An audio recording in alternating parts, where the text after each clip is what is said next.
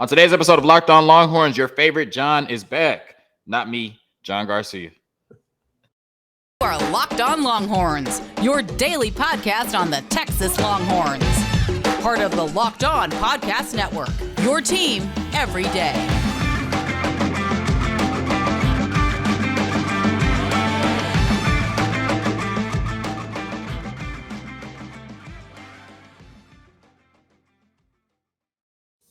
Locked On Longhorns, the show. Jonathan Davis, your host. Once again, John Garcia joining me. John, how you doing today, brother? I'm doing well. Just excited this time of year. There's a lot going on. We're previewing a lot of stuff, and just got to wait and see what happens on the field, man. So it's a fun time. Yes, sir. So we know that the talk of this recruiting class, the person that's probably kept you the most busy is Arch Manning, right? Yeah. And we know why. The legacy of, his grandfather and his uncles, Peyton and Eli Manning, the number one recruit in the 2023 class. And everybody is waiting to see where he is going to end up. But we talk so much about Arch Manning and the legacy and the hype and all of that, that I feel like what gets lost is who he is as a football player. And so can you talk to Longhorn Nation and tell them who Arch Manning is as a football player? What makes him the number one recruit in the country talent-wise? That's a great question. And like you said, we don't spend enough time on that element of Arch's discussion. It's more like, where's he going? What's the NIL deal that's coming his way? Which, that answer is always a lot, no matter where he goes. But yeah, the player's really darn good. This is a kid whose floor, I think, is really high, maybe the highest among all quarterback recruits in this class. And I think that's where there's a lot of challengers to that for him, because maybe some other guys have a higher ceiling. But Arch has done a lot already at the high school level. I mean, he walked in his freshman year. There was a senior guy coming back at his high school, took his job. The senior moves to, I think, receiver or tight end.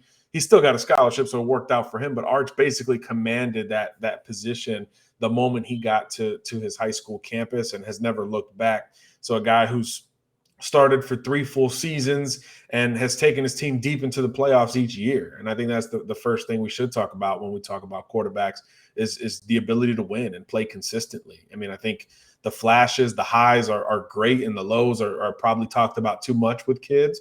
But kids who can play consistent football at that position kind of deserve their flowers early in the process. And Arch has been really consistent his entire high school career. Big kid, 6'4", 225. I went down to see him a few weeks ago in New Orleans, and he made me think of Andrew Luck, from a physical perspective, a kid who just really is big and physical, but then you watch him run and you're like, he can run some as well. So this big physical quarterback who can actually move. So certainly a modern quarterback in that sense. You get into the mechanics and you expect with that last name, him to be on point with his processing, decision-making, short to intermediate accuracy, how quickly he releases the football. And that's asking a lot, but all 4 of those boxes are checked. It's not even a question at this point, so much so that they're implementing an entire new offense at the high school, and they're kind of putting him in charge of a lot of it. So not only are you putting it in, but you're saying, hey, 17, 18-year-old Arch, go help everyone else learn this thing that you're also learning at the same time. So, I mean, there's a lot of trust at his high school, and that says a lot at the quarterback position to me as well. The last quarterback I talked to a high school coach about that had that kind of input and freedom was Bryce Young. His high school coach let him run the show for a lot of his senior season, and obviously it's worked out pretty good for Bryce. So Arch has that mental fortitude that you would assume he does being a Manning. But if you compare him to his uncles and his grandfather, he's very different. He's big and physical like Peyton, but he's a little bit more athletic like Archie, and he's got that quick trigger like Eli. So in some respects, he's a bit of a combination of the 3. But I think where he really shines brightest is the modern game, making smart decisions, navigating the pocket, playing accurate, and protecting the football. Some real key elements of quarterbacking. So he doesn't have the most athleticism or the biggest arm in this class, but he's no worse than second, third, or fourth in any of the categories that you look at quarterbacking for. And it's a really good class. So Arch has earned a lot of this. I'm not going to say all of it because it's 2022 and we like to throw stuff out there and clicks and all that stuff is important. But most of this hype that has to do with football, Arch has actually earned it. So I almost got up and grabbed some Kool-Aid out the fridge right here, John, the way you're talking about Arch. And the key thing that you mentioned to me, and I love that because I've never heard half of that stuff you said about Arch Manning. Like you said, all we talk about is where he's going, how much money he's getting, and his family. But you talked about the process and his ability to be able to have input in the playbook at 17 or 18 in high school, them trusting him to teach his teammates that the short to intermediate accuracy. I love the way that you compared him to his 3 family members that all played in the NFL. Great stuff. I also loved when we talked about Andrew Luck, because we hear all the time that the 2 most complete, I guess, quarterback prospects that we can think of in recent memory coming into the NFL were Trevor Lawrence and Andrew Luck. So you comparing Arch Manning to Andrew Luck tells me how polished he is right now. So you talked about some other quarterbacks at the top of the class and how they may have higher ceilings. So I think what's interesting to me is Arch Manning is the number 1 overall recruit in the 2023 class. But the second and the third overall recruits are quarterbacks as well. We have Malachi Nelson, who's committed to USC, and then we have Nicholas a lot of letters. That's what I call him, Nicholas a lot of letters, who committed to Tennessee at number 3. You said Arch has earned that number 1 spot in the recruiting rankings. So he's not at number 1 because of the hype. If that's the case, then what separates him from Malachi and Nicholas a lot of letters? Yeah, with Malachi, look, California kid, big, slim quarterback with a huge right arm, real smooth motion. Similar profile in terms of the background to Arch in high school, right? Both 4-year starters, both extremely productive, both can make plays in the pocket and outside of the pocket. I think Nelson probably a little bit more creative outside the pocket, maybe takes more chances than Arch. Certainly likes to push the ball down the field a little bit more, but Arch gets him in the consistency department, more accurate, consistent with that intermediate game. Look, like with quarterbacks, everybody loves it. Like in baseball, chicks did the long ball, right? That's the phrase. So in football, everyone loves the deep ball, 50, 60, 70-yard passes, and those are great, and all these guys can do it. But I think what gets lost in that is, man, like quarterbacking is about the intermediate game. It's about distributing the football sideline to sideline between, 7 and 25 yards. And that is really where Arch Manning is the best in the country, bar none. And I think that's where he separates from a lot of those guys from a physical perspective. Now, his body's much more mature, right? 6'4", 225 than a Malachi Nelson, who's probably 6'4", 190. So a lot more room for him to physically develop. I think there's a lot more technical aspects of the game that Nelson needs to bring to the table to begin to match Arch. And that's not to say Arch is perfect. He certainly needs to work on his mechanics a little bit. I think more consistency when he is outside the pocket is something that he could probably shore up on. The deep ball, certainly something that he'll tell you that he needs to continue to push for. There's a contrasting element between those two guys, but I think just the floor of Manning is so high that it outshines some of these other guys. And with Nico, it's even more of an extreme example. Nico, 6'5", 6'6", 190, just a string bean out there. But man, huge arm and hugely athletic. I mean, this is a different style of quarterback altogether, to where you don't get that overall consistency. I mean, Nico just broke out really in the last 12 months.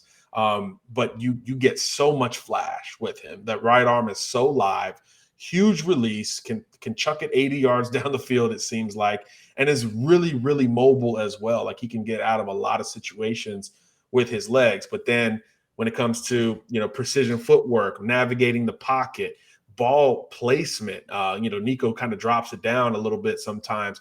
That's where Arch's consistency once again kind of wins out when you start going head to head. But you can make the argument for any of these guys. I mean, that's the beauty of this class. It's a really strong class. And, I would throw Jaden Rashada and Johntay Moore into that conversation as well. It's a loaded group at the top. So there's a lot of folks gunning for Arch's throne. But I think the floor and just the overall consistency, where there's no glaring weakness like we could point out for some of these others, I think that starts to add up when you start to get into that final okay, I got to put numbers next to these names. How am I going to do it? When it gets to that part, it's really hard to peg Manning down a couple spots even. Can't go broke taking a profit. And that's music to my ears, because what you're telling me is that all three of them can make the flash plays, but Arch Manning makes the right play a little bit more often than the other two. And that's how he ended up as the number one recruit in this class that had nothing to do with his last name at all. Quick word from our sponsors at Built Bar. You know how our friends at Built are always coming out with amazing new flavors? Well, this time Built has truly outdone themselves with their new mud pie flavor. And for the first time ever, Built is introducing the new mud pie flavor in both mud pie bar and mud pie puffs. They sent me some. They are amazing. Y'all know I would not lie to you. Chocolate mousse, whipped cream, cookies and cream crumble. Stop drooling. Get to Built.com to order your box of mud pie bars and puffs now. You will not regret it. Go to Built.com. Use promo code LOCK15. You get 15% off your order. Use promo code LOCK15 for 15% off at Built.com. All right, John. I made this point on the podcast the other day, so I need you to bear with me. I'm going to tell you this point. Tell me if I'm crazy or if I'm making sense. Okay. All right. So I did some research. I'm not at that level yet where I have a research guy. So I had to do my own research. And what I concluded, what I found out, was that from 2010 to 2019, the number one recruit offensive line wise in each class made it to the NFL level from 2010 to 2019. Paris Johnson Jr. was the top recruit. These are according to 24/7. I need to put that out there. Paris Johnson Jr. was the top recruit offensive line wise in the 2020 class. He's a projected first round pick in next year's draft. So that's a decade's worth of data telling me that the number one overall offensive line recruit, according to 24/7 Sports, makes it to the NFL level, right? Then we look at Kelvin Banks, who was the number one offensive tackle. He wasn't the number one offensive lineman in the class, but it doesn't matter because both came to Texas. The number one offensive tackle recruit, and Sark, who has NFL experience with the Falcons, and he has college experience at three of the top programs in college football in Texas, Alabama, and USC. He says that his staff believes that Kelvin Banks could be a potential top 5 pick in the NFL at left tackle. And so I believe that Sark has enough knowledge to know what an NFL left tackle looks like, right? So if 10 years of data is telling me that Devon Campbell is an NFL player, and Sark, who has NFL experience, is telling me that Kelvin Banks is an NFL player, then Texas fans should worry less about this offensive line going into the season, because there's a really good chance that Sark added at least 2 NFL players to it, right? Am I crazy or am I making sense? You're making sense. And I think, we conventionally with college football, you don't ever want to have to rely on a freshman. So I think that longstanding thought maybe, gets in our brains a little bit more like, oh my goodness, this position, it has a lot of work to be done, et cetera. I mean, and that's true, right? You don't want to have to rely on a freshman, but if you get to that point, and it's those two were the 2 best linemen in the country last year. And Texas, by the way, signed 7 O-linemen in this class. Like it was the best O-line class in the country, maybe ever, that we've scouted.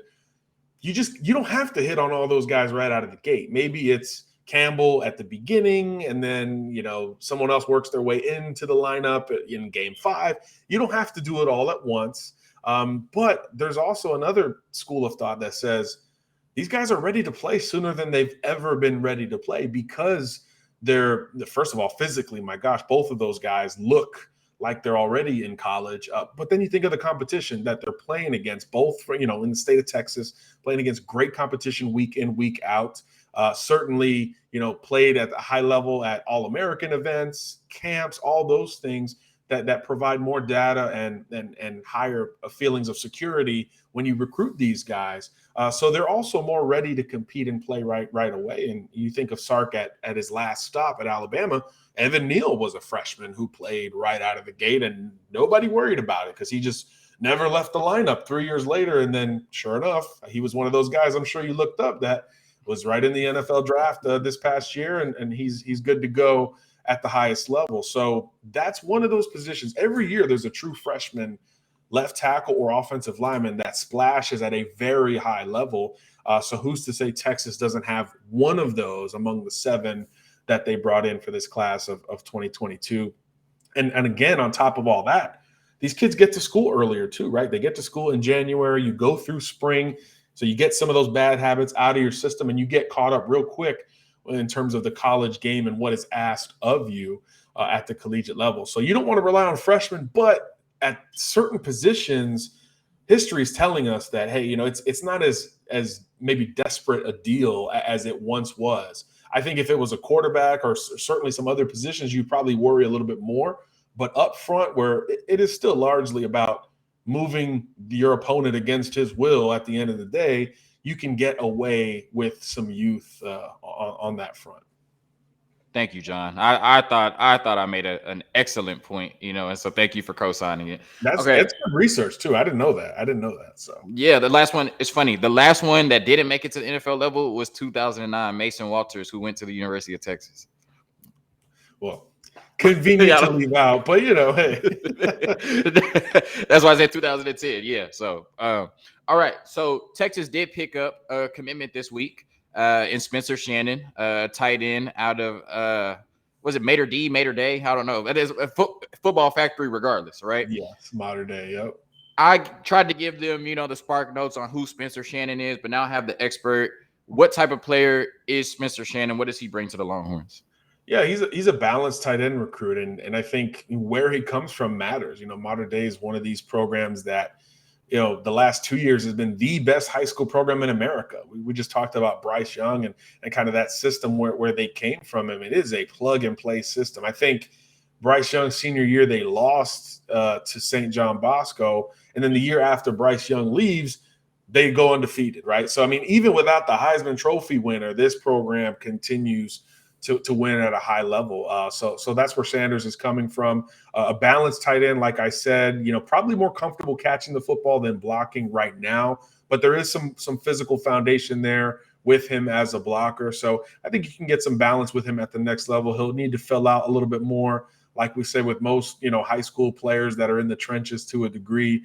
So I think it's a kid who's going to come from a very good system that emphasizes throwing the football. And obviously, when you're talking about Steve Sarkisian in Texas, that's something that certainly translates to that level. So not only a good player, but you want to pull, if you go out of Texas and outside of kind of the SEC Big 12 footprint, you want to go to Cali. I mean, that's kind of a natural spot to go pluck from. And obviously Sarkisian and a lot of that staff has ties out that way. So it's always good on top of the player to keep pushing that pipeline forward. Definitely. Speaking of another pass catcher that's coming to the University of Texas as well. So when we talk about this 2023 class, I think it's dominated so much by Arch Manning and then some of the players at the top, but really Arch Manning. I kind of went back and looked, and I feel like maybe it's just me. I don't want to put this on all of Longhorn Nation. They'll tell me in the comments if I am. I feel like I may have underrated the Ryan Niblett commitment a little bit. And I say that because I'm looking, and he's a top 70 prospect in the country. Right at wide receiver, he's ranked 10th by 24/7. I think he's the 75th overall prospect in the country. I mean, that's really, really, really good. But all we talk about is the Johntay Cooks and the Jalen Browns and the Jaquez Pettaways, the ones at the top. And we're kind of Texas fans are kind of waiting on those big fish to drop in this commitment class. But Ryan Niblett is somewhat of a big fish, right? I mean, the top 75 prospect in the country. That's yeah, okay. So I don't know if Texas fans are treating it as a big fish, and I'm like, this is a big fish.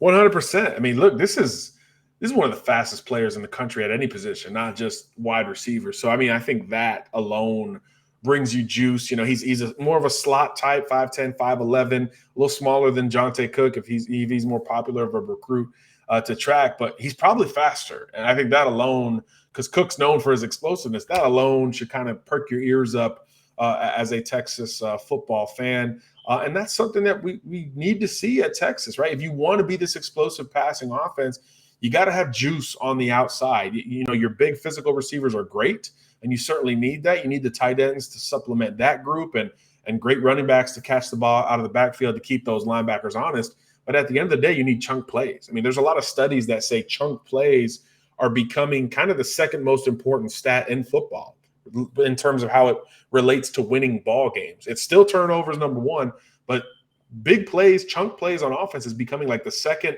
biggest predictor of winning games. So I think something like that is something that slaps you in the face as a football fan, and you say, hey, what does my offense look like? We don't really explode down the field much. We're more methodical. Well, there's a lot of data that says in this modern game where everybody's scoring 30 points, it seems like you've got to be able to produce quickly on offense. So a kid who runs 10.5 in the 100-meter dash, that should be a welcome sight for Texas fans. Yeah, and you need slot types to counter these other positions that we know Texas is so strong at on the offensive side of the ball. So a slot guy who's got a ton of big play ability, that on its own should excite you. But when you think of him being a Texan and a guy who's done it against elite competition on top of that, it should only reemphasize that even more if you're a Texas Longhorn fan. So, yeah, Niblett is a heck of a get, and he's probably the most important get so far in this class of 2023, especially when you think of emphasizing a strength, which is something we don't talk about enough in recruiting. We're always like, what are the holes? Where do we need to go to fix things? But sometimes if things are going really well, you just want to make sure you can maintain that as well. Cool. I'm going to get you out of here. One last question. Outside of Arch Manning, which 2023 recruit is the most important for the Texas Longhorns to land? Oh, man, that is such a great question. I would be a hypocrite if I went straight to defense because what I just said was about emphasizing strengths. So I'll probably stick on offense. It's either Rueben Owens or Johntay Cook. I think with Niblett on board, you can get away with missing on Cook. So I'd probably go Rueben Owens. I think he's, first of all, former Longhorn commit. And there's been different trends in this recruitment. And 6 months ago, it felt like Georgia and Alabama were really going to crash this party.